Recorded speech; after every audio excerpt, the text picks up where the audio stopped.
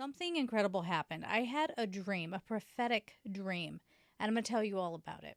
In this dream, there was a lot of turmoil and a lot of situations that just felt like I couldn't overcome them. And then I saw a star shooting through the sky.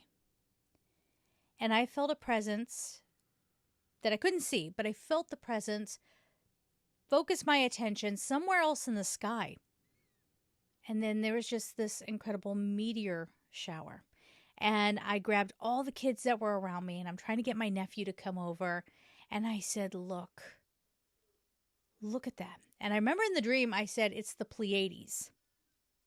Now, it was in the dream state, but the prophetic part of it was the feeling I had when I woke up. This feeling has stayed with me. And when that happens, I know I need to pass it along to you.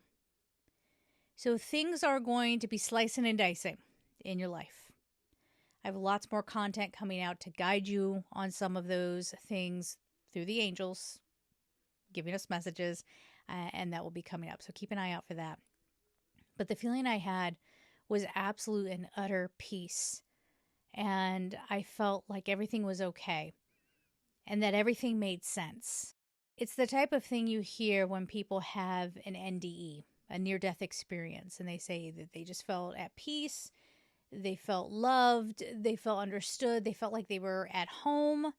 Like the divine home kind of thing. I felt very, very hopeful.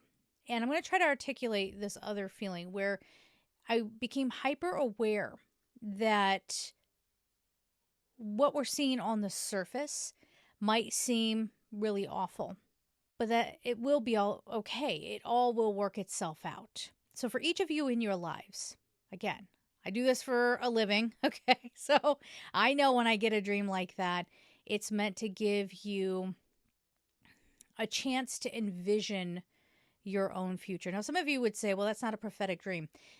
Prophetic dreams don't always have to be a vision. I mean, this did have a visual with it. And I bet, as I said that, a lot of you would have had some deep connection to the imagery or to the words. It was the feeling. Now, as I'm recording this, we are right at the 8/8 Lionsgate energy portal. This will kick things off until the end of this year. We go 9/9, 10/10, 11/11, 12/12. It's going to be really imperative for you to pay attention. 10/10, let's talk about this real quick. That is the busiest time of year for readings, for me at least. So if you want to have your reading by then, you kind of have to get it in now. Okay? Now, I do have a wait time. No, it's not 2 months. It's, like 25 days right now. I try to get them done a little bit sooner than that. But if you do want to be harnessing this energy here at 8/8 Lionsgate and how that's going to, culminate to 10/10 and beyond there, get in line now, angelsouls444.com. There are going to be so many shifts and changes. I talk about this, been talking about this for years and years and years. But this is a time of accountability. Now, that means that we have to stop and take an honest look at ourselves. Where do we get scared? Where are we fed up? What sort of patterns keep appearing in our lives? Have we allowed ourselves to stop and to do an energetic cleanse? Have you done that? Have you done any meditation? Have you done a clearing with Archangel Michael? Are you ready for this time that is coming up? Now, that hopefulness, that's the thing where, again, it felt like it was almost a message of, we know everything looks really, really awful, but there's wisdom behind what's happening for you in your life. Now, some of you, the ego consciousness, and it's understandable, is going to fire off and be like, how dare you say that? How dare you tell us that this horrible thing that's happening to me, this traumatic thing that's happening to me, that there's wisdom behind it? That is the ego trying to fit everything into a nice, neat little box. When we can't do that, when we're talking about angelic messaging coming through, it goes far deeper than the actual event. Okay? Some of the strongest people I know, I'm going to put myself into that category. We have had exceptionally traumatic backgrounds. And we are the ones, it depends, but a lot of times we're the ones who see through a lot of people's masks. We see through people's lies. We can see, we're just, see and feel, I should say. We are just very, very sensitive and sometimes defensive. So, this is a time to really examine that and to know that, okay, yes, that stuff happened on the surface. It's not trying to Pollyanna your way out of it. It's not that at all. It's a sense of peace with what is. It's almost, they're even saying now, that feeling with the meteor shower, it was the sense of, I can convert this. I can transmute this. It's very Archangel Zadkiel kind of energy. Zadkiel is one spelling. So whatever comes at me, I can turn it over. Okay, so I hope that makes sense. Let me get into the cards here. I'm going to flip through them and then I'll explain each one. We've got romance. I'm using an old school deck here. Yes, I am. Playfulness. Divine guidance. Look at this one. See the stars? Guardian angel. We'll talk about it. And nature. Now, I will be coming out with some soulmate videos. Stay tuned for that. But I think it's interesting that we start off this message here with romance. To me, this signifies wanting connection, partnership.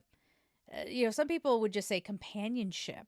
So, I mean, the card says romance. So you're like, no, Michelle, it's about romantic love. There's a distinction here because we also have divine guidance in here. So a lot of you out there, it doesn't mean that you have to go find a romantic partner if that's not what you're looking for. But they're saying the uplifting feeling that you get from being in love. The uplifting feeling of feeling understood and seen by another. That's the feeling they want you to plug into, to manifest at this time. Now, playfulness. This is an interesting card to come out as well. So some of you might be partnering up with someone who makes you feel like a kid again. Or if you've spent a long time being single, maybe it's almost like you're a teenager if you're older, right? Like you feel like you're going back and getting a chance to recapture a part of you that didn't get, again, not to use this as it's a horrible example, but like, let's say you had a very troubled time in your teenage years and you didn't get to enjoy the things that most people enjoy. Well, now you get to go back and recapture that. Playfulness is also saying to me that you need to take a lighthearted approach about what you're trying to bring into your life. Now, manifestation, people, we all do this, okay? We all do it. We mess it up. How do we mess it up? Well, a lot of times people are trying to manifest things that are going against their soul's contract. Now, if you're not meant to be a rocket scientist, maybe you're supposed to be, I don't know, a gardener, a baker, something. You're like, no, I don't want to. When you're going against the grain and making things really tough for yourself, resisting everything coming your way, including love, including a true love partner or, maybe a job that you just don't like, that it doesn't make you seem special to other people. So you reject it when really that was the best thing for you. Maybe it had the most learning opportunities. You see what I'm saying? So be careful with what you're thinking about bringing into your world, I guess is what I'm saying, because we have divine guidance here. And I'm actually going to hold this up with the guardian angel card as well. Now, I don't know if you'll be able to see it, but kind of like right here, there's a very kind of translucent image of an angel. Yes. So this is saying, and there's somebody who's in distress here. There we go. Someone who's in distress. She looks like she might be crying. Remember what they said in the dream. It's going to look pretty bad on the surface, but there's something extraordinary going on.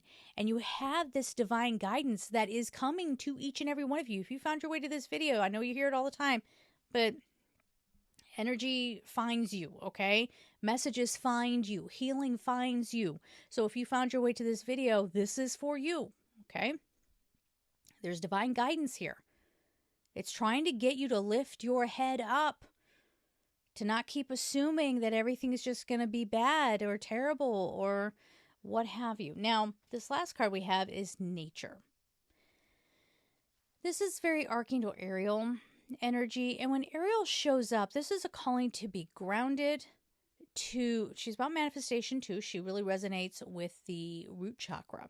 So this is about a sense of safety, material manifestations in the 3D world, and of course nature, where we can detoxify and reconnect. And even, through that peaceful detoxification, be able to connect to that divine guidance, connect to the divine, amp up our energy field, raise your frequency. These are not just words that were thrown around. They have become that over the years.